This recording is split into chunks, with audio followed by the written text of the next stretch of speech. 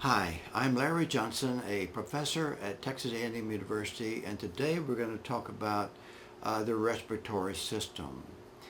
Now, higher animals, that's you and us, require two mechanisms. One is a mechanism to get oxygen out of the environment to bring into the body for metabolism.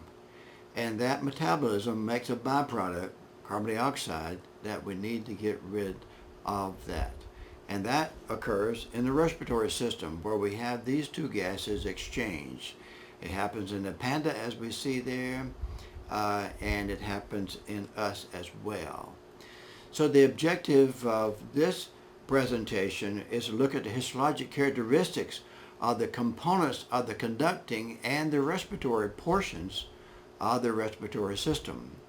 We want to look at how these characteristics of these allow each of those to contribute their function to gases exchange, whether it's getting the gases to interact with the environment or whether it is actually exchanging oxygen and carbon dioxide with the blood in the lungs. So the respiratory system has a direct conduit with the environment. It brings air close to the blood within the lungs itself. So you have to have a series of airways going to the outside, going in through branching and branching and branching in the lungs itself. And then at the very, very end, you have these air sacs. Alveolus is one of them. And in the wall, you have capillaries for air to be very, very close to the blood. Air is not in the blood, but is close to the blood. So what's the function? The function, in a couple words, is gas exchange. And here we can see, as blood coming into the lungs, it has high concentrations of carbon dioxide. Whenever blood leaves the lungs, it has a high concentrations of oxygen. And so while it's in the lungs, the carbon dioxide diffuses out of the blood vessel into the airspace, and the oxygen diffuses out of the airspace into the bloodstream to be carried throughout the body. So we see these. This is a blood capillary here, and this is the airspace over here. And you can see that oxygen diffuses one way and the carbon dioxide diffuses the other way. And you might know that the gases, oxygen and carbon dioxide, is what diffuses. It's not the air itself. The air stays in here. What changes are the gases in the air itself. So in order to have this, we have to have a series of air spaces that's got a conduit all the way to the outside, the external environment. And in the walls of these air spaces, we need to have blood vessels, capillaries, very thin, so it's easy for gases to exchange. Oxygen out of the air into the blood, and carbon dioxide out of the blood into the air. Now, if we look a little bit about the evolution of the lungs, we can see fish. They have an air bladder. They breathe with their gills, but they have an air bladder. I don't know if you ever cut open a fish or see, but you can see the air bladder right here in this fish.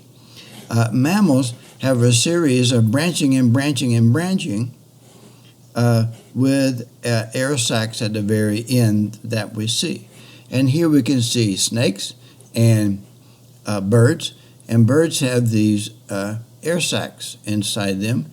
And also they have the space for gases exchange to occur, which is more efficient than it is in mammals. It's more efficient because you can have exchange of oxygen as the air goes from the outside to the air sac, and then also from the air sac back out, you have exchange of gases. So they have two times to get the gases exchanged in the air. So here we can see bird with the various air sacs. Some air sacs actually go into the bones themselves. You can see the host of air sacs that the birds have. Now, what's the tallest mountains in the world? Those are the Himalayas. And the tallest one would be Mount Everest. And there's birds that fly up there. The bar-headed goose, you can see the bars on his head up there, flies up there. They fly over the Himalayas. And in doing so, they have to fly in very thin air. And so they're more efficient at getting oxygen out because they have a couple of times to try to get it than we are as mammals. Now, whenever we go up to Mount Everest, you better have oxygen with you, oxygen mask. Now, I have never seen a bird with an oxygen mask. Have you? Never. A little bit about ventilation. Ventilation is your inhaling and exhaling. So it's the exchange of gases with the environment. And it's done by the thoracic cage. You have a rib cage here, bony cage, which supports the opening inside. Then you have intercostal muscles. You have some that are internal intercostal muscles and external intercostal muscles. These are the external. These are the external. These are internal. Sorry. So you have that for inspiration and expiration. The internal ones, when they contract, they bring the rib cage down, and that makes the air go out. Whenever the external ones contract, that lifts up this rib, this rib, this rib, and the rib cage is expanded. That's how you get air in. So you have opposing muscles that do each of these. There's also a diaphragm, and here we can see the diaphragm here. We can see the diaphragm here on this dog. And so as the diaphragm goes down, it pulls air in, so it works on inspiration only, where the intercostal muscles work for inspiration and expiration. There's also elastic components in the lungs. In fact, you can see those here. You can see those little dots. These are actually fibers, cross-sections of fibers that are in the lungs that help the lungs to contract. So if we look at these intercostal muscles here, we can see the external ones, when they contract, they pull it down, making the angle of the rib and the back cage more acute. In contrast, whenever the external, the outside, lifts up the rib, and it makes it more perpendicular to the backbone, and that's how you breathe in. So here we see expiration, where the internal intercostal muscles that press the ribs down, so the rib cage is long but narrow. In contrast, in inspiration, the external intercostal muscles lift up the ribs. And when they lift up the ribs, they are able to make the rib cage short but expanded, and that's how you breathe in. So breathing has to do with Boyle's law, a law of physics. It states that there's an inverse relationship between the pressure and volume. And so here we can see the diaphragm. This is a diaphragm. This is a glove and a bell jar, which is like a rib cage. When you pull down this, the diaphragm is pulled down. The volume is increased. So increase the volume inside there with a proportional decrease in pressure, and that caused the vacuum. And that's how you're able to vacuum it in, suck the air in. So that's what happens for inspiration, and whenever you exhale, the diaphragm just slips back up. It's not active, it's just passive in that process. Here we see the two different lungs, and we see kind of surrounding the heart. So this is different lobes of the lungs. Now, the iron lung that we've had in the past as a medical treatment, this would be airtight around the individual's neck, and then this would be airtight here with a diaphragm. As the diaphragm would go back, leather diaphragm, it would cause the individual's chest to expand, and so they were able to physically breathe, and again, they use a diaphragm like you have in your lungs. So here we see the diaphragm here and here. If you ever had hiccups, do you breathe in or breathe out? When you hiccup, you suck in air because the diaphragm only is associated with inhaling, not exhaling. Also, we have muscles in between the ribs, as we can see, and we can see that 760 millimeters of mercury, 1 atmospheric pressure, and then there's a negative component with the elasticity of the lungs. So the elastic rubber bands are kind of holding the lungs in just a little bit, and so the pressure between the lungs is 750 millimeters of mercury. Not much different than it is of the atmospheric pressure. So here we see a dog, and we can see the stomach. There's the liver, a little bit of lungs. Lungs are on the side, so we can't see much lungs since he's cut in the middle. See the heart, but here we can see the diaphragm. The diaphragm is between the lungs and the liver, that we can see it. Now there are different volumes that physiology like to look at. Tidal volume is kind of like the tide of an ocean, where it comes in and where it goes out every day. And as you're sitting here, you're breathing your tidal volume. That's it. But you can breathe in a lot heavier. So this is inspiration volume, and you can breathe out a lot more, expiration. So these three together is called the vital capacity. And if you measure the vital capacity of a middle schooler, it's usually about 2 to 2.5 liters. Guys have a little bit bigger lungs than ladies do because usually they're maybe a little taller, a little heavier, and so they have bigger lungs. Now there's different routes of exposure to the environment. So whenever you have an organ that interacts with the environment, you have an opportunity for exposure. And there's 4 routes of exposure. One is ingestion. So when you eat food or drink water, you are exposing your body to the environment. Likewise, absorption, whether something through your skin or squirt in your eye like a snake would do, then that would be absorption. Also, a snake might inject you, might bite you, okay, puncture, cut. All those, again, are ways to step on a nail, whatever. All those are ways the environment gets into your body and interferes with the normal milieu of the body. You may become infected. You may have a problem. And one of those 4 ways is inhalation, and it's brought about by the respiratory system. Inhalation. So if you look at the human exposure, the greatest exposure is your ingestion.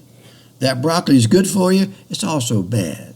There's nothing that's just good and not bad, is there? But here we can see inhalation. A big piece of that pie, the dark blue part of that pie, is inhalation. So it's important to guard what you're breathing, because that's one of the ways that you are exposed to toxins. Now, 4 most important words in toxicology is dose makes the poison. Can you say that? Dose makes the poison. Too much of a good thing is bad. 3 Tootsie Rolls would not make you sick, but a trash can full of Tootsie Rolls would. So too much of a good thing can be bad.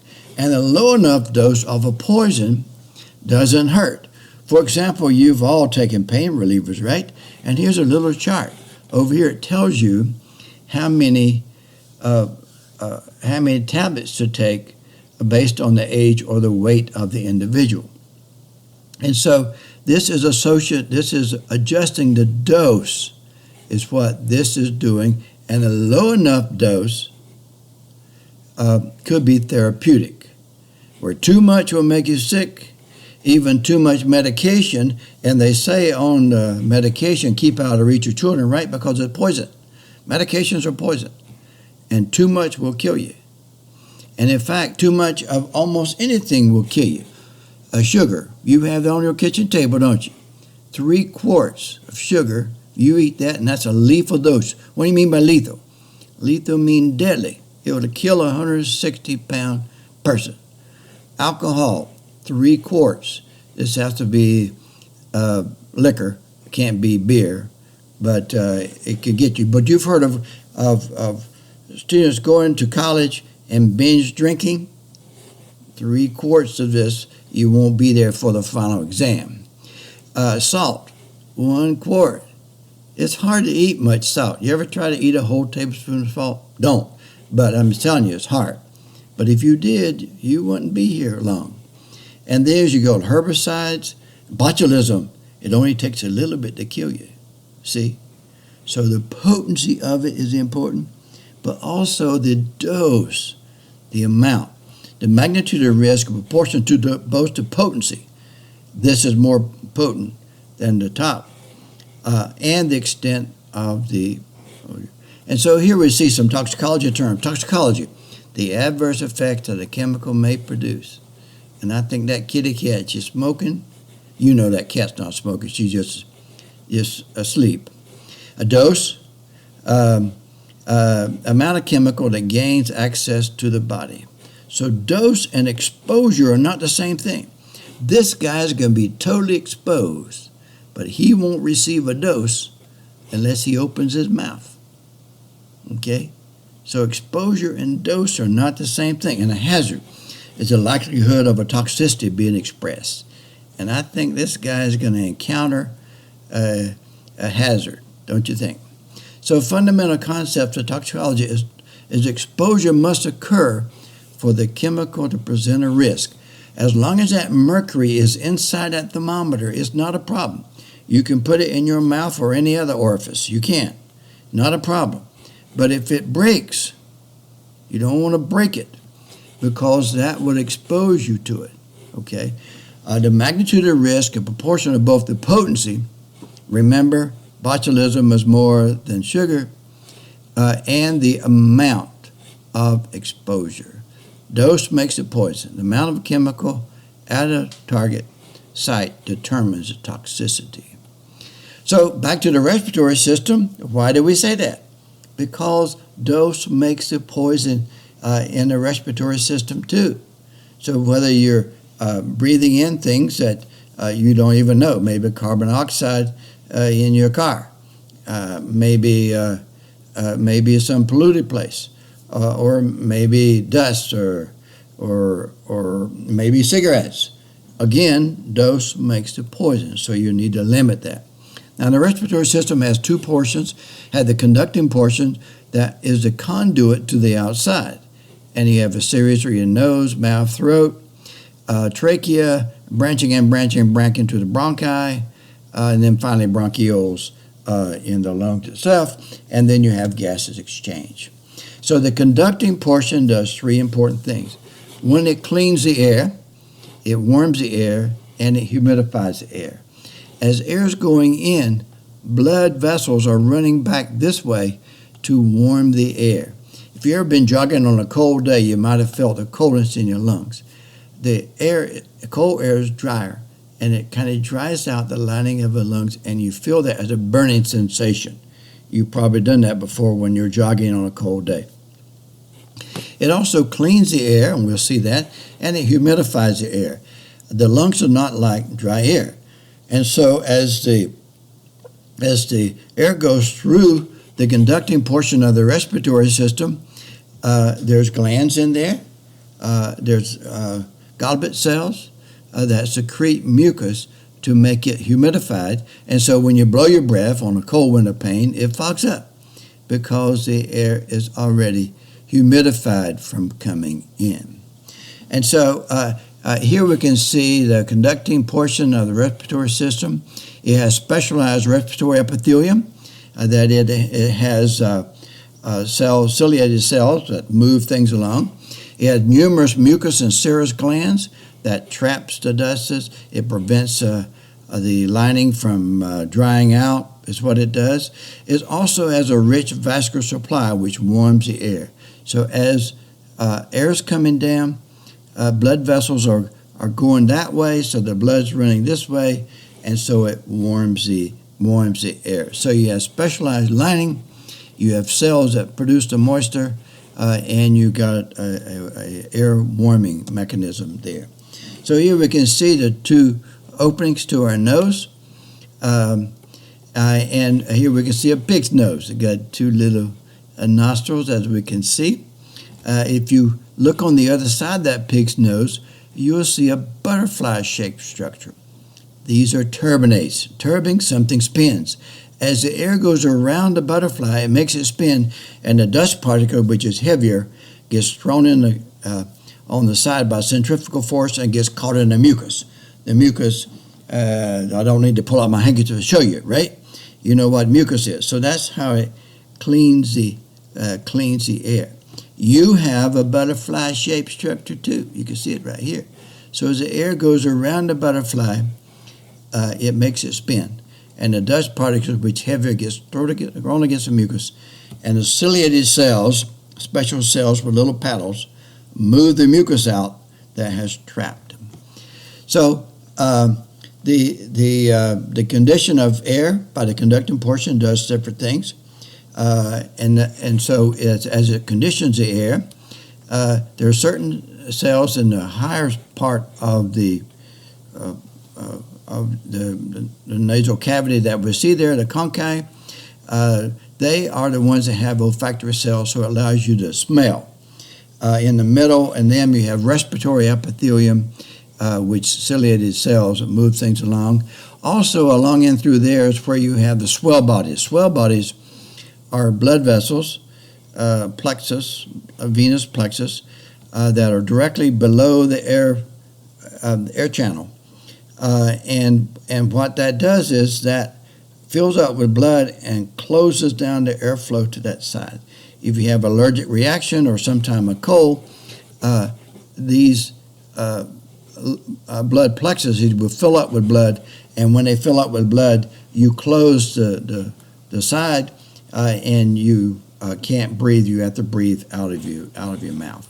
And also that plexus, that is these swell bodies, is associated with warming the blood as well. Here we see one of those swell bodies that we see right here. There's another one right there. Another one, well, I don't see one there. There's another one right here. And you've probably seen the thing that the football players have across their nose they call breathe right. I call it breathe wrong, because you're not supposed to breathe out of both nostrils at one time. What happens is the air makes your nose dry. Just like if you ever had a cold, come breathe through your nose, had to breathe through your mouth, what would happen is that the mouth would get dry. The same thing happens to your nose. So every 30 minutes, on one side, air goes through, and it closes down. The swell bodies swells up, closes the opening, and so the air doesn't go that side. And then next 30 minutes, it switches back and forth. So it's a highly vascular network, important in conditioning the air that we have. So also the swell bodies reduce the flow to air every 30 minutes to allow rehydration of a side is what it does. And here we can see the swell bodies that are there. And then these are glands, which adds moisture. And these are goblet cells here that, again, add the moisture that occurs. So if we look at these cells again, and we can see the ciliated cells with the cilia on the surface, the cilia, and with little paddles. And then we can see the goblet cells that secretes fluid into the airspace. So the air would be up here, and we call that respiratory epithelium. There's also another epithelium, olfactory epithelium, and this is many, many layers that we see. And the cilia are really long and few at the top, and those are the ones that allow us to smell.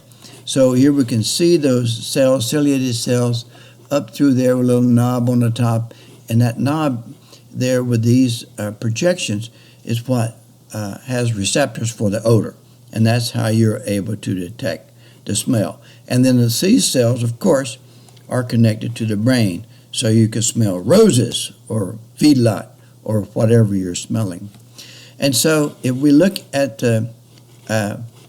right in this region, the superior conchae in the human that we see, this is not human, but in the human you can see this. This is the olfactory epithelium that we can see, and there's swell bodies below. Also these nerves. There's nerves here too. There's glands, but there's nerves to tell the brain what you smell. So on this side, you can see you got two sides of that conchae, and there's one is olfactory and the other is typical respiratory epithelium that we talked about before with ciliated cells and goblet cells. Here again, we can see the glands. These are glands in through here that project them to increase the surface area. We see rich number of nerves carrying the message back, what it smells, and then we see the blood vessels, which is the highly vascularized blood vessels for warming the blood. And again, here we're seeing body whorls, we see the conchae, and it's the conchae at the very top that's associated with olfactory epithelium. So whenever tears are produced, they actually go into the respiratory system. So they go through the lacrimal sac and then through the lacrimal duct. And as you're breathing, you're actually evaporating your tears. If you ever cried, you will note that as soon as you wiped your eyes, the other thing you had to do was blow your nose, because the tears were already down in your nose as well. So this is an outlet for the tears is to be evaporated in the respiratory system. So we see the olfactory epithelium at the very top that we can see there. And so of the epithelium respiratory system, there's stratified squamous epithelium coming in from your nose there. And then it goes to respiratory epithelium with pseudostratified columnar. So they're tall, everybody touches the base and all touch the top. Goblet cells and ciliated cells. And then when you get into the lungs itself, you see these flattened cells. These are type 1 cells that are there, squamous ones. So the gas goes through these cells to get into the blood capillaries that we see. Respiratory epithelium. There's also olfactory epithelium that I mentioned to you before that has connections with the brain to tell the brain what they smell. And so if you continue on through the respiratory system, you can see olfactory cells up here. The stratified squamous are right in your opening, coming in from the outside from your skin, in through there. You have olfactory in the major conchae at the top, the superior one. A respiratory epithelium throughout most of the way in through the larynx, in through the bronchioles and bronchi in the lungs. That's all the respiratory epithelium with the ciliated cells to pump out the mucus. So dust and things gets trapped in the mucus and then it goes out. And then if you look in the airways, you can see squamous cells. So we have pseudostratified columnar, we have stratified squamous, we have simple squamous cells for the gases exchange to occur. So the function of mucus in the respiratory system is detoxify gases. And so here we can see these are goblet cells secreting thing, but there's also radiant through there. We see plasma cells. These produce antibodies. So here's the goblet cells that produce mucus. It has protein that present odors to olfactory cells. So the mucus itself is odor-presenting fluid. It washes away the current fluid, allows you to smell the next fluid. So it washes away the current scent so you can smell the next. It traps dust and it washes it. And here we can see the ciliated cells with the paddles on the top, the mucus-secreting goblet cells that we see over here. And there we have, so it coats the surface where the air is with mucus, and like those dust particles, they get trapped in the mucus, and like that boat, it's just washed away. But where does it go? You swallow it. It's about a Coca-Cola can full a day. Also, there's antibodies. You see the plasma cells that are here. They produce antibodies. Antibodies of the body guard against infection, and they are always in the connective tissue below the epithelium in the respiratory system.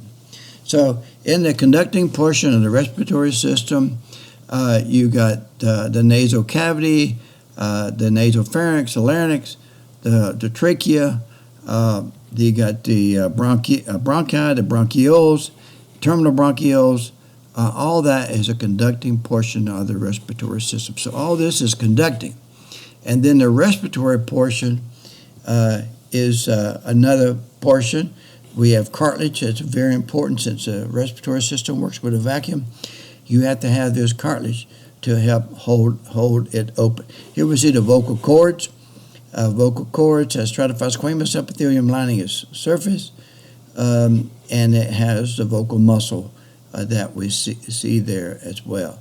When you think of vocal cords, you think about a banjo string, but it's really not. It's just a fold there.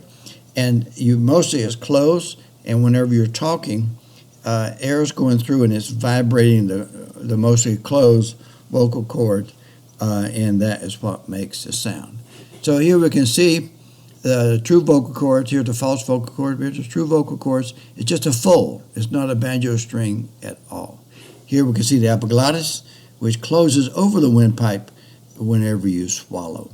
So here we see the epiglottis up here, the false and true vocal cords that we have in there. Here's the false vocal cord, true vocal cords with the muscle as well. And then here we can see the cartilage, hyaline cartilage, which is characteristic of the respiratory system, except the epiglottis. The epiglottis itself has elastic cartilage, so it can be more pliable because it needs to be more pliable.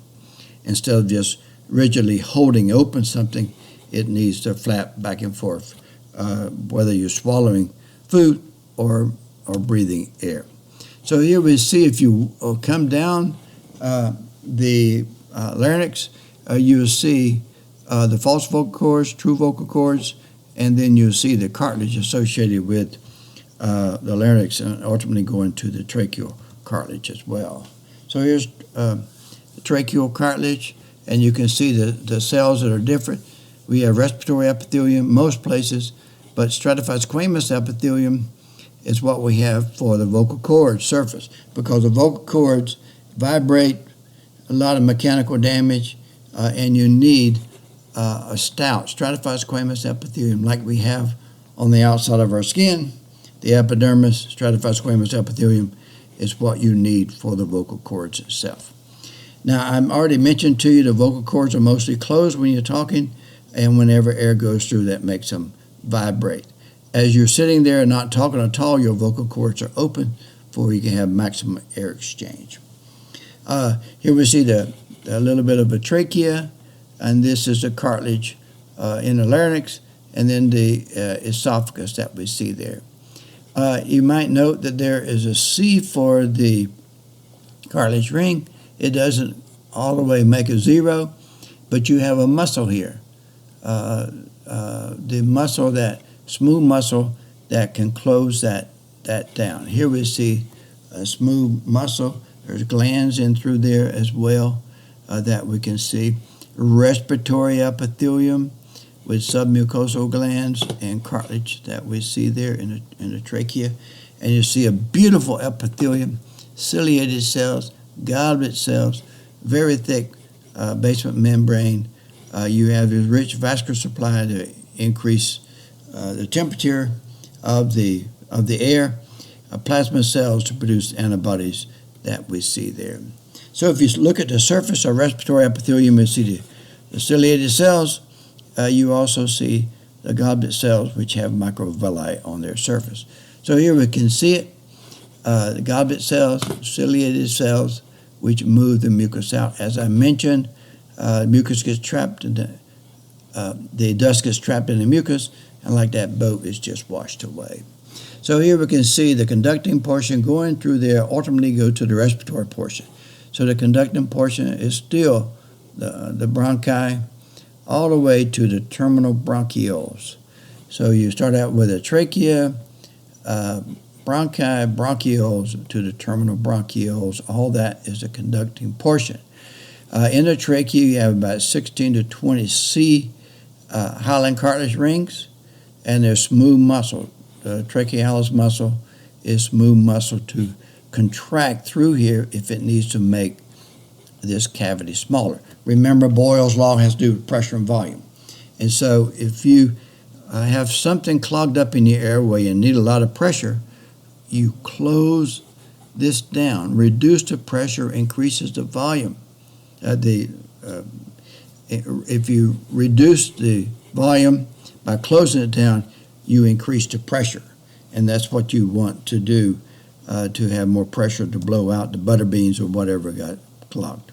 So here we see a bronchus on either side, here and there, and also here and here, with a trachea being the center pipe. So as we come on down, we get the bronchioles.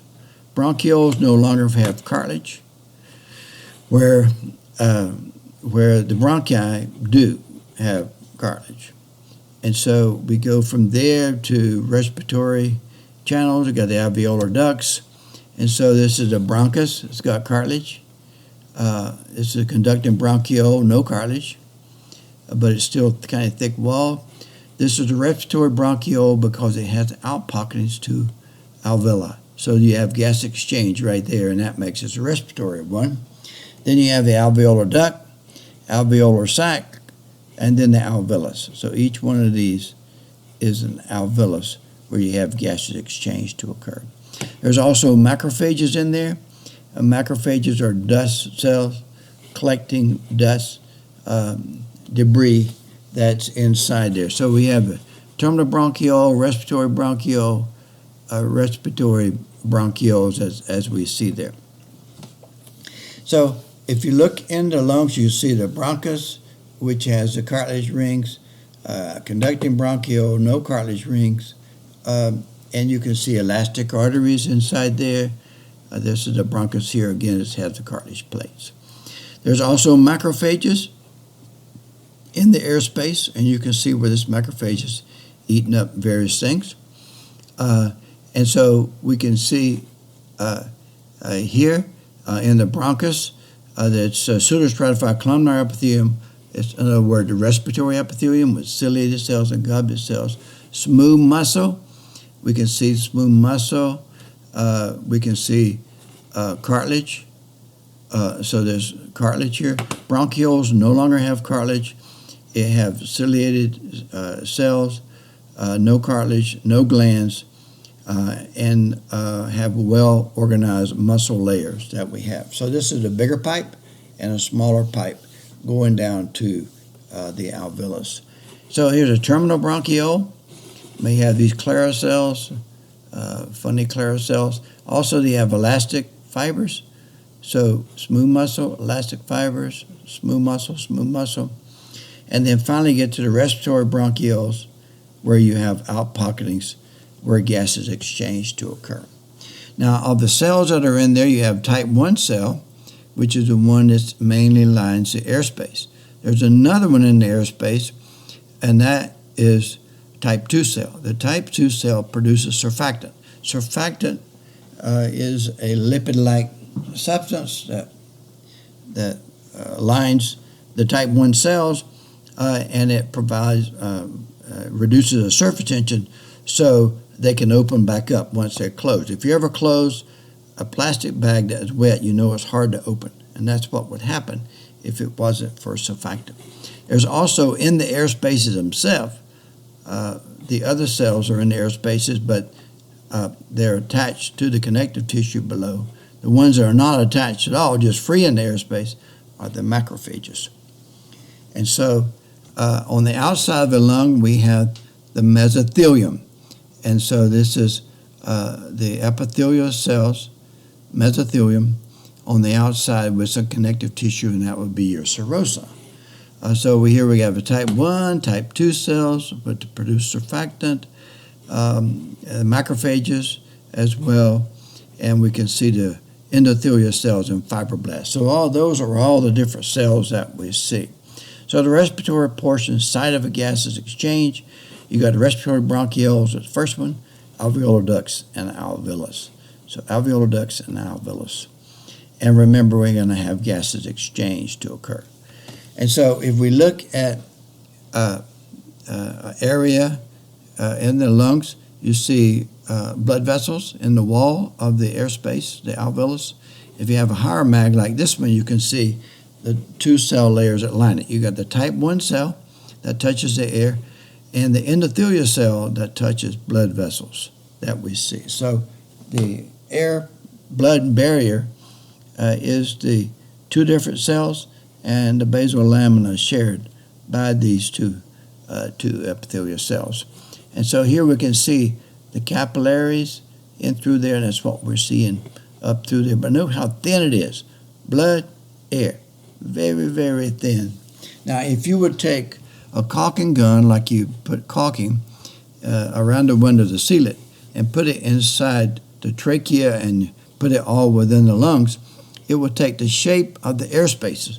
So you can see where air goes inside the lungs, and so air goes through bigger pipes and smaller pipes and smaller pipes and finally to the bronchioles. With all the branching and branching and branching, that increases the surface area to something equivalent to a tennis court.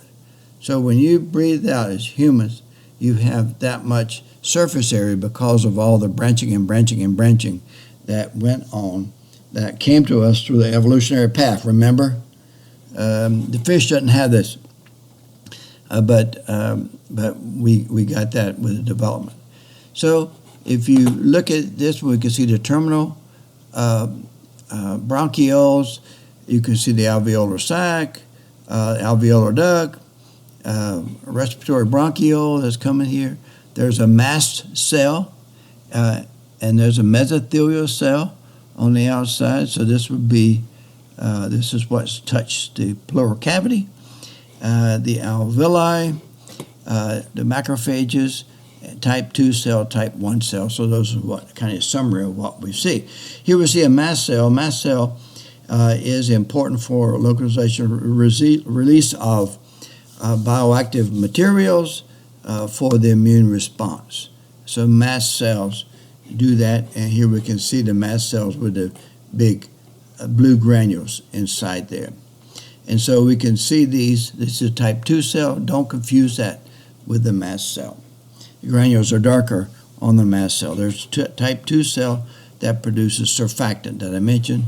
There's an electron micrograph showing you that you have these little swirls, and these swirls unfold as they line the surface with a lipid a layer to reduce the surface tension. That's what we see all in through there.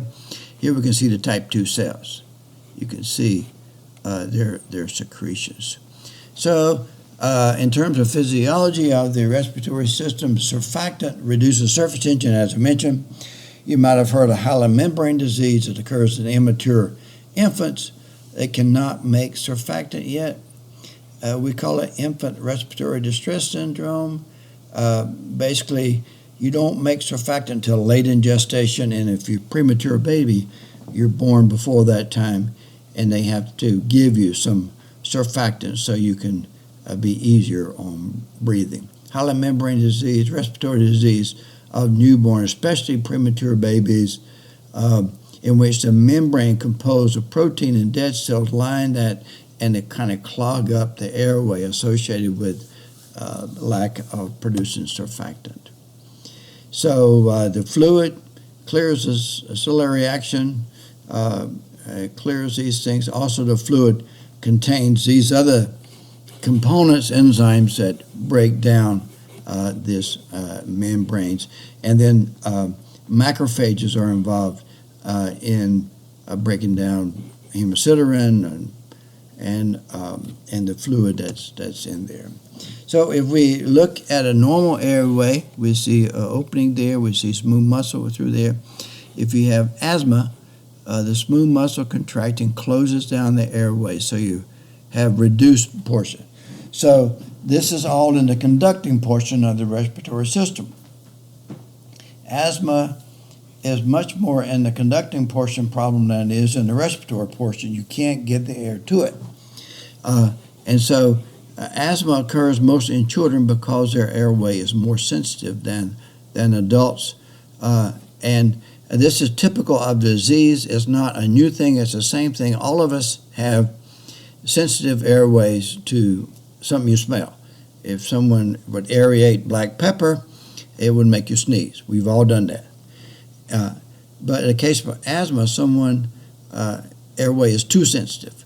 And so just a certain smell, maybe it's a perfume smell or pollen or dust, it will cause it to contract. And that smooth muscle contracts. When it does, it goes down the airflow. It's kind of like putting a clothespin over your nose. In fact, some people have done that, put a clothespin over your nose and breathe through a straw, and you will get the feel of someone with asthma. If we see normal lungs, we can see the airways that's in there and the wall. This is in the lung itself. And then if you have pneumonia, you can see the wall is swollen. And so we also have white blood cells, or black here, but it's white blood cells. And then emphysema. Emphysema, too little pink. Too much pink for pneumonia. This is normal amount of pink. Emphysema, too little pink, it breaks the wall. Smoking can break down the walls, and that will not repair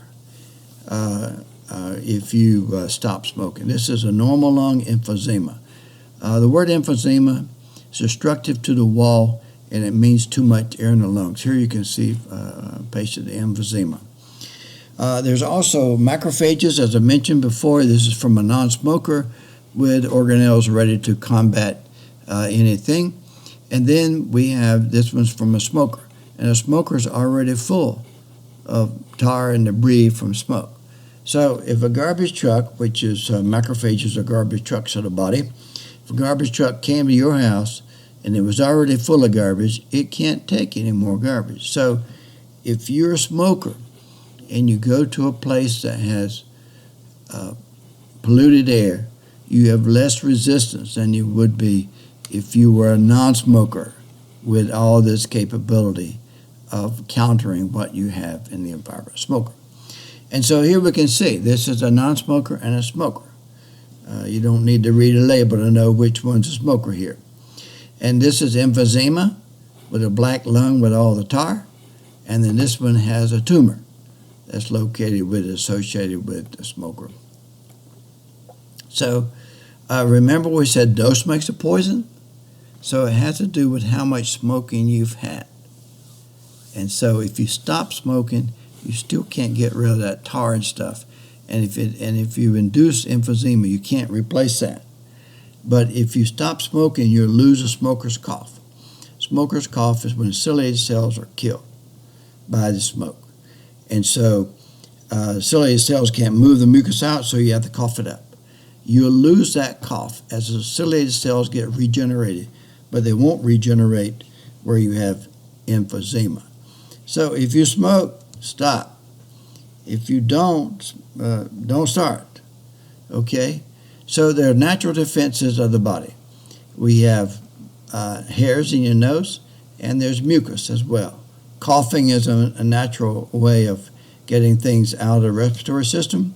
Sneezing, too. Remove bacteria trapped in the mucus along the way. 100,000 bacteria. Wow. Maybe traveling 100 miles an hour. Don't sneeze on me, please. The respiratory system, it maintains an open lumen. That's what the conducting portion does. Ability to accommodate expanding and contracting is what it has to do. That's what you have the muscles and the elastic tissue and the rib cage. It warms, moistens, and filters air. So those are the different things that the conducting portion does. The respiratory portion has a gas exchange.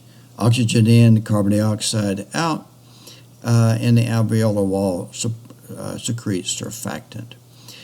Structurally, you got the cartilage, and you got a rib cage. You got vascularization with the capillaries in the wall, and you got glands and lamina propria in the connective tissue surrounding underneath the epithelium that would allow moisture to be added to it. So in terms of the function of the respiratory system, gases exchange. And so you have a respiratory portion that interacts with the outside, and then you have, that's the conducting portion. The respiratory portion works with the inside where you have gases exchange. So conducting interacts with the outside, respiratory is where you have on the inside. We have some different questions that might be useful, and we want to thank a host of books from which we were able to get modified images from that were used, the drawings and all that we've seen there. I made none of these. All these are from the efforts of these people on these books, and we want to acknowledge them. Also, we want to thank Body Wearers for some of their images as well. So I did not make these, they did, and we want to give them credit for that. This is Disneyland, where I went to Disneyland several years back. This is one of the medical students I had at Southwestern Medical School went with me. We were there. There he is. But then I got that's not Pluto. It's one of the. I got another character. So if this information was useful, please share it with your neighbor.